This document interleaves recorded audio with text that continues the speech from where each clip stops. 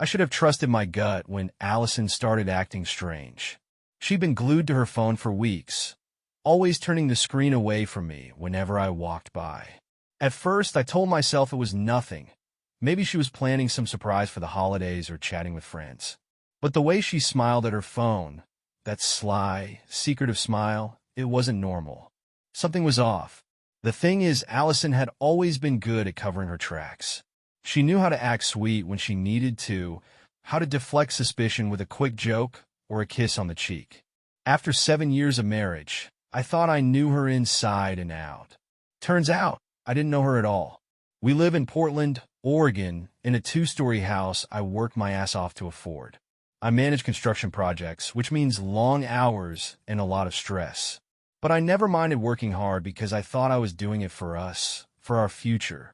Allison, on the other hand, had been floating through life lately complaining about how bored and stuck she felt. She'd talk about wanting to find herself again, whatever that meant, but never actually did anything about it.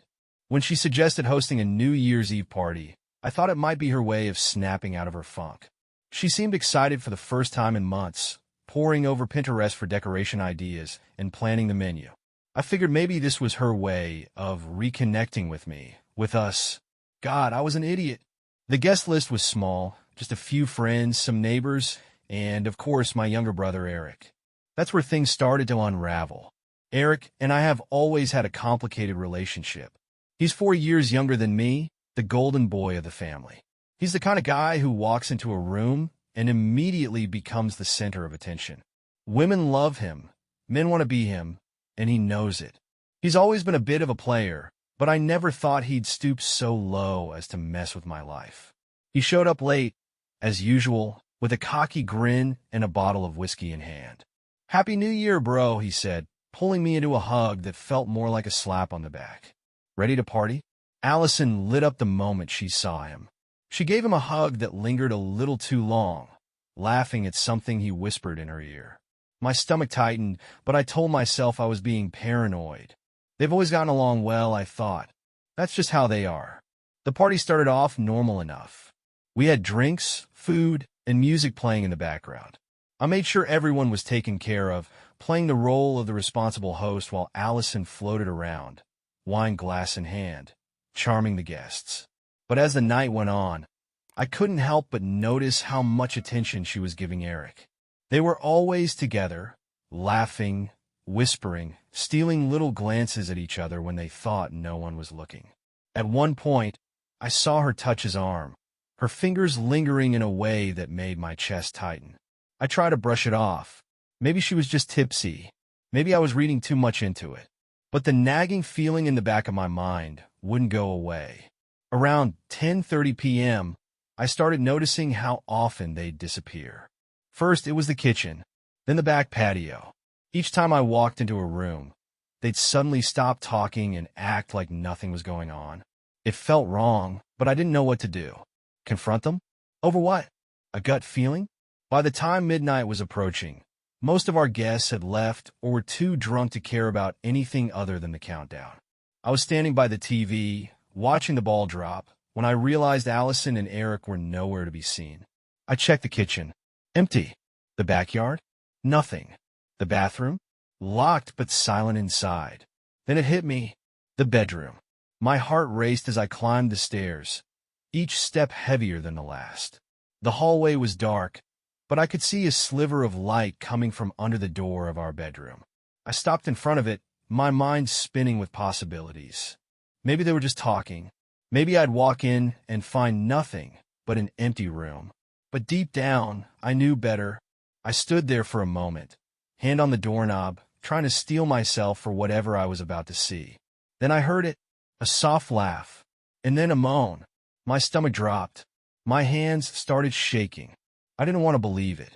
I didn't want to be the guy who finds his wife in bed with his brother on New Year's Eve. But the sounds coming from that room left no doubt. I turned the knob and shoved the door open. What I saw will be burned into my memory forever. There they were, Allison and Eric, tangled up in each other on our bed. Her dress was pushed up around her waist, his shirt was off, and they were too caught up in each other to even notice me standing there. It wasn't until I cleared my throat that they finally looked up, Allison's eyes went wide, her face flushing with a mix of guilt and panic. Eric scrambled off the bed, grabbing his shirt like that would somehow make the situation less horrifying. Jake, Allison started, but I cut her off. Don't say a word.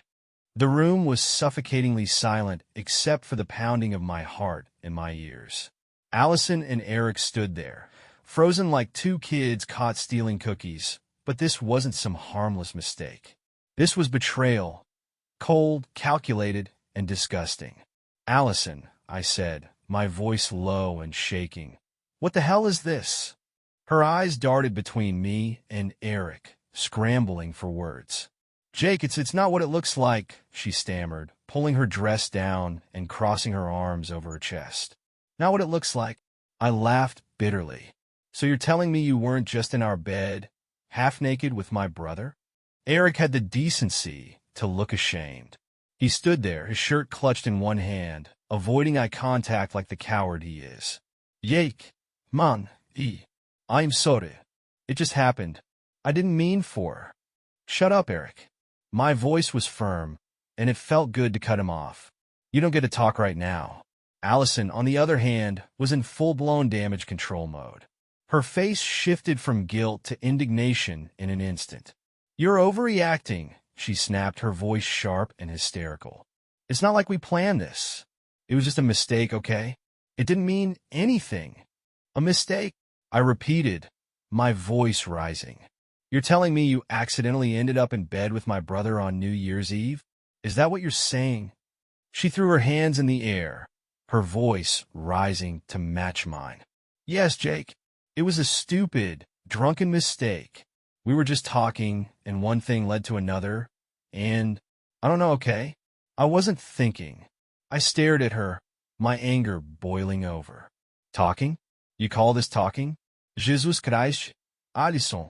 How long has this been going on? Her eyes widened, and for a split second, I saw the panic. She hesitated, and that hesitation told me everything I needed to know. How long? I demanded, my voice like ice. It was just tonight, she blurted out, her words tumbling over each other. I swear, Jake, it was just a one-time thing. It didn't mean anything. Please, you have to believe me. I turned to Eric, who still hadn't said a word. And you? Is that true? Just tonight? Eric finally met my eyes, and I could see the guilt written all over his face. He opened his mouth, but Allison cut him off before he could answer. Yes, it's true, she shouted, stepping in front of him like she was shielding him from me. It was just tonight, Jake. Don't drag this out any further than it needs to go. Her desperation was almost laughable. She was lying, I could feel it in my bones. But I didn't have proof, and I didn't trust myself not to lose it completely if I stayed in that room any longer. I took a deep breath, trying to calm the storm raging inside me. Get out, I said, my voice cold and steady. Allison blinked, confused. What? Both of you. Get out of my house. Jake, wait. Now. I shouted, my voice echoing through the house. Eric grabbed his shirt and started toward the door without another word. Allison, however, wasn't going down without a fight. You're seriously kicking me out? She yelled, her voice shrill and hysterical. This is my house too, Jake. Where the hell am I supposed to go? I didn't even look at her. I don't care. Go to a hotel. Go to Eric's place. Hell, go straight to the gates of hell. For all I care. Just get out of my sight. Her face twisted into something ugly, rage, humiliation, and desperation all rolled into one. You're such an asshole, she screamed, grabbing her purse from the dresser. You think you're so perfect, don't you? Maybe if you weren't such a boring, work-obsessed prick, this wouldn't have happened. Her words stung, but I wasn't going to let her see that. I crossed my arms and stared her down, refusing to give her the reaction she wanted. Save it, Allison, I said. Just go. She stormed past me, slamming the door so hard behind her that the walls shook. I stood there for a moment, trying to process what had just happened. The house was eerily quiet now, but my mind was anything but. I grabbed my phone and started scrolling through texts, emails, anything that might confirm the gnawing suspicion that this wasn't the first time. And then I saw it. A message from Allison to Eric, buried in her text history. It was from 2 months ago. Can't stop thinking about last night. I feel so alive when I'm with you. My blood ran cold.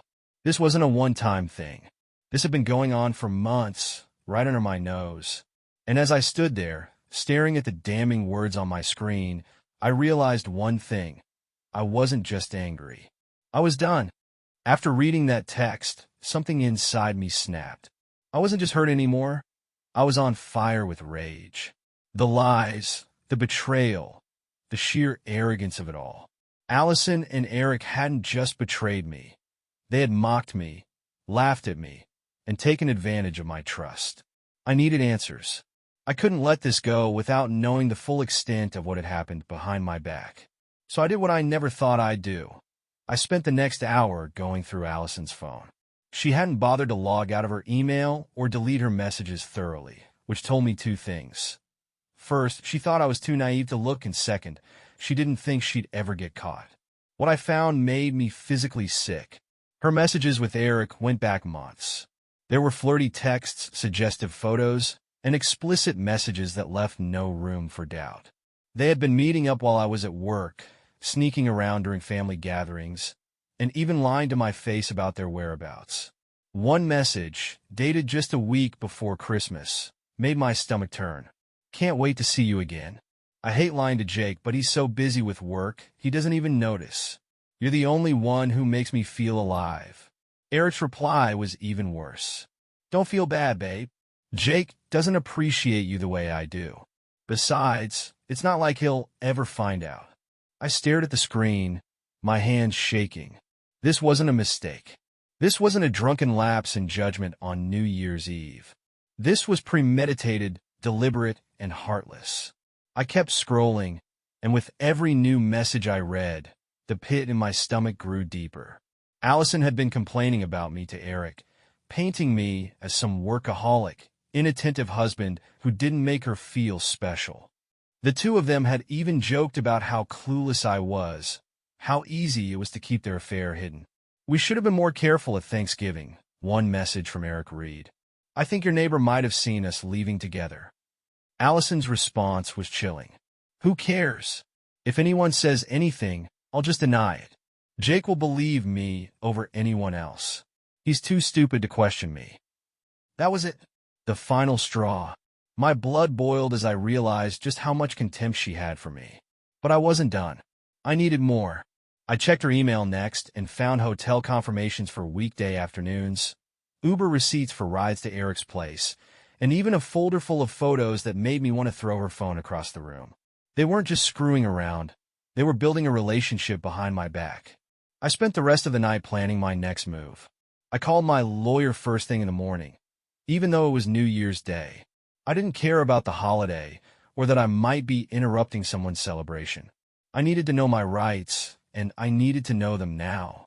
My lawyer, a no-nonsense woman named Patricia, listened patiently as I poured out everything.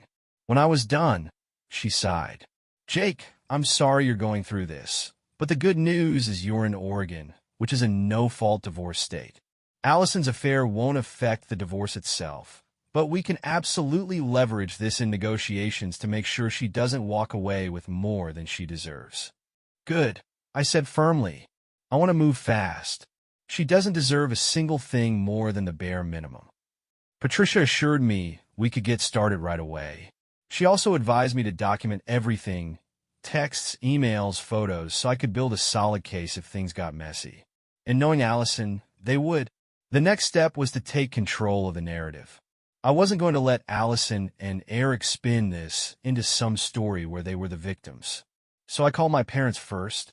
Telling them was one of the hardest things I've ever done. My mom cried, apologizing over and over for raising such a disappointment in Eric. My dad, usually calm and composed, was livid. That boy is no son of mine, he said, his voice shaking with rage. And Allison, I can't believe she'd do this to you. You deserve so much better, Jake. Hearing their support gave me the strength to keep going. I I called a few close friends next, including my neighbor Greg. Greg and his wife had been at the party the night before, and I wanted to see if they'd noticed anything suspicious. Greg hesitated for a moment before speaking. Jake, I wasn't sure if I should say anything, but yeah, I saw something. Around 11, Allison and Eric slipped out the back door together. They were gone for a while, and when they came back, they looked, disheveled. I clenched my jaw, trying to keep my anger in check. Thanks for telling me, Greg, I said. I appreciate it. That evening, I sent Allison a text. We need to talk. Be at the house at 7. She showed up right on time, her face carefully composed. She had clearly spent hours rehearsing what to say, but I wasn't interested in hearing her excuses. Jake, she began, her voice soft and contrite. I know I messed up. I'm so sorry. But I cut her off. Save it, I said coldly. I went through your phone, Allison. I know this wasn't a one-time thing. I know it's been going on for months, and I know how little respect you have for me. Her face went pale, but she quickly recovered, her expression hardening. You went through my phone? That's an invasion of privacy. How dare you?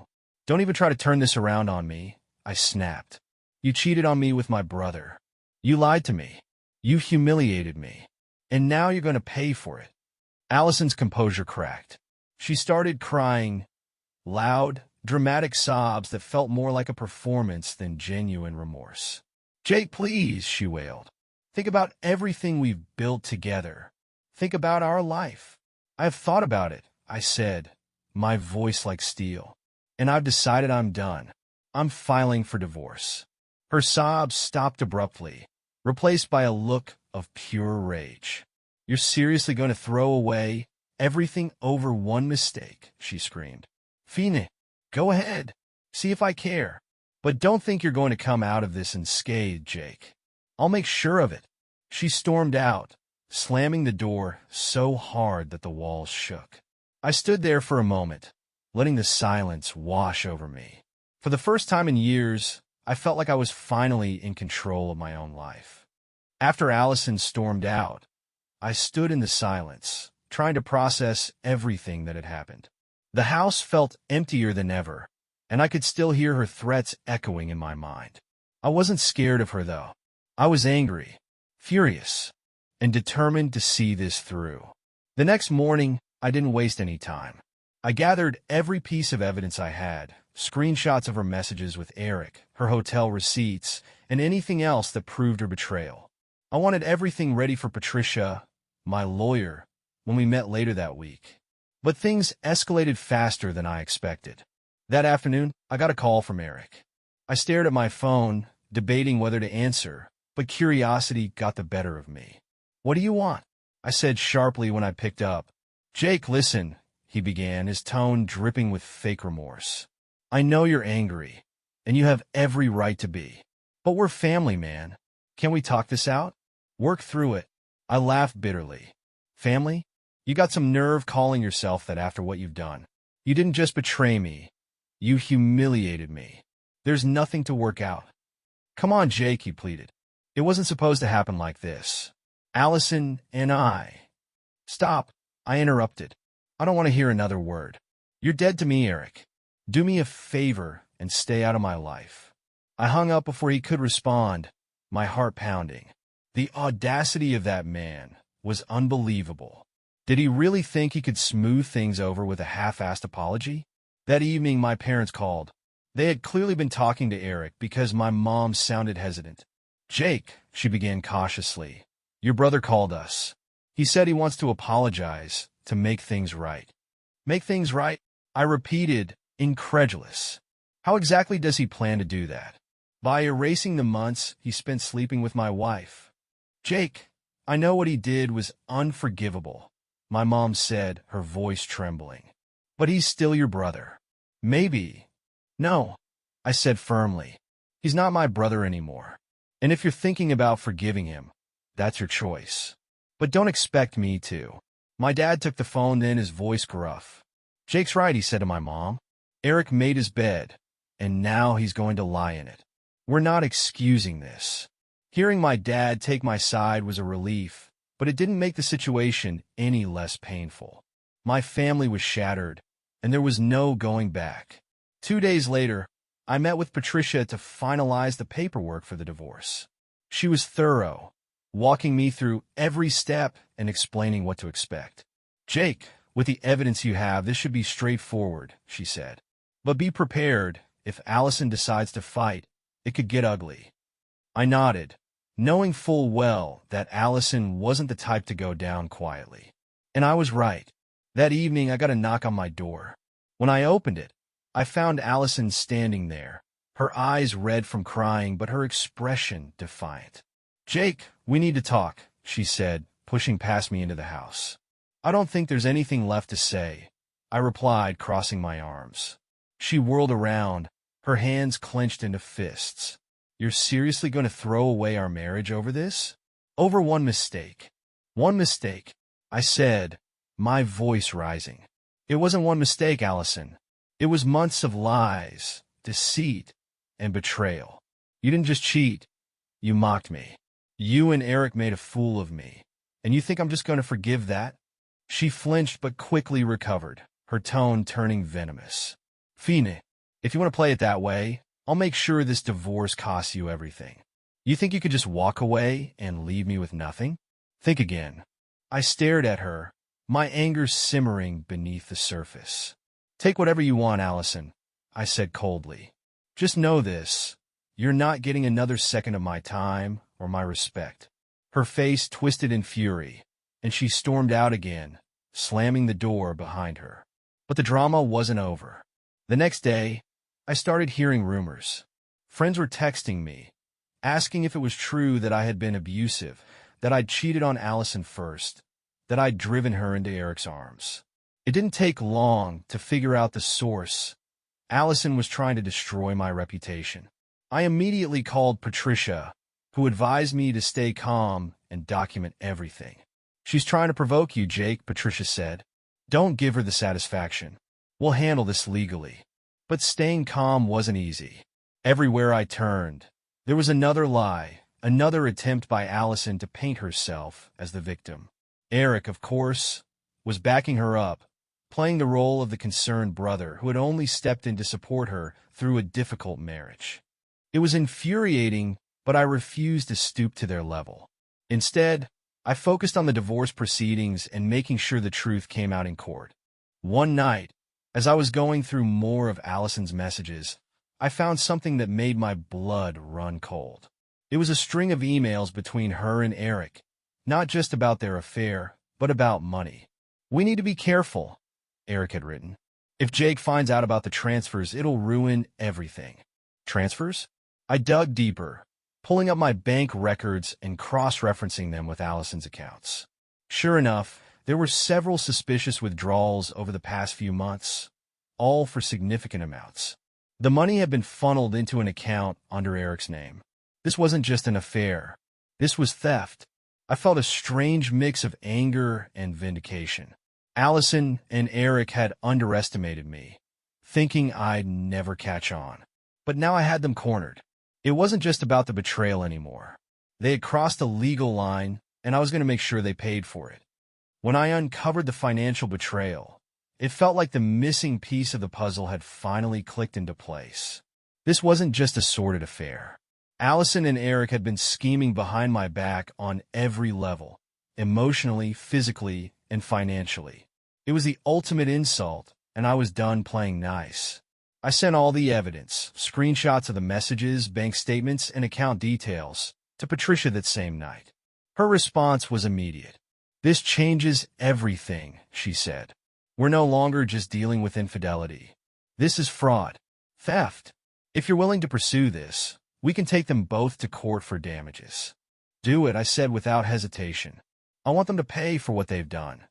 Patricia got to work immediately, filing motions to freeze Allison's access to our shared accounts and subpoenaing Eric's financial records. Meanwhile, I began preparing for the inevitable confrontation. I knew Allison and Eric wouldn't go down without a fight, and I needed to be ready for whatever lies they tried to spin. Sure enough, it didn't take long for the fireworks to start. 3 days later, I was served with a lawsuit. Allison was claiming I had been financially abusive during our marriage, withholding money from her and leaving her with no choice but to borrow from Eric. It was a desperate move, and I could see through it immediately. But what shocked me most was Eric's involvement. He wasn't just backing her story. He had filed a separate complaint claiming I had emotionally blackmailed him and was trying to ruin his life out of jealousy. It was laughable, but it also showed me just how far they were willing to go to protect themselves. The court date was set for 2 weeks later, and in the meantime, the rumors continued to spread. Allison had been busy painting herself as the victim, telling anyone who would listen that I was a controlling, unfaithful husband who had driven her into Eric's arms. At first, it hurt. Hearing people I thought were friends question my character was a bitter pill to swallow. But as Patricia reminded me, the truth was on my side.